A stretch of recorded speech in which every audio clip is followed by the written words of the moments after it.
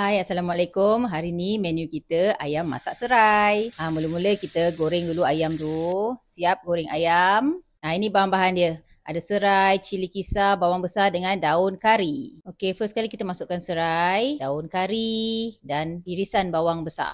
Okey, kita kacau-kacau sampai naik bau. Kemudian kita masukkan cili kisar. Gaul-gaul, kacau kasih rata sampai dia pecah minyak ya. Nampak tu.